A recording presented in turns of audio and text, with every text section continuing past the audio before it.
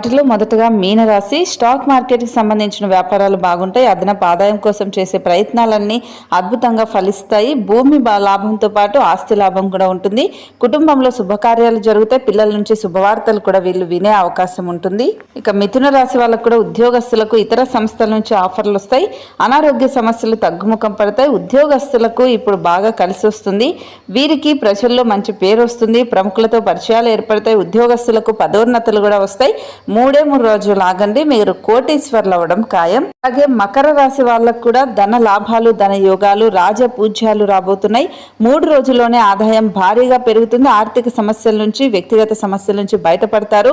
Court వివాదాలన్నీ పరిష్కారం అవుతాయి. Career వీళ్ళకు అద్భుతంగా ఉంటుంది. ఇక తులారాశి వాళ్ళకు కూడా వ్యాపారంలో ప్రత్యర్థులపై విజయం సాధిస్తారు. ఉద్యోగస్తులకు కెరియర్ బాగుంటుంది.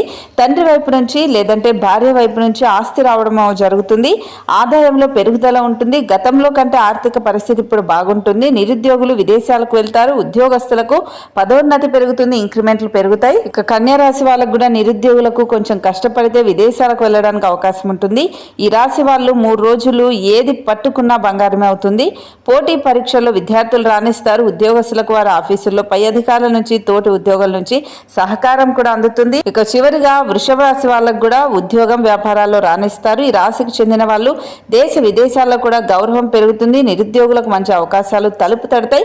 వాటిని సద్వినియోగం చేసుకుంటూ జీవితంలో గొప్పగా రాణిస్తారు. ఉద్యోగంలో అలాగే వ్యాపారాల్లో అంచనాలను మించి పనిచేసే అవకాశం ఉంటుంది. ఇప్పుడు నేను చెప్పిన ఈ రాశులు అయితే 3 రోజులు ఓపిక పట్టండి, మీరు కోటీశ్వర్లు అవ్వడం ఖాయం. మరి ఈ రాశుల్లో మీ రాశి ఏంటో తప్పకుండా కామెంట్ చేయండి.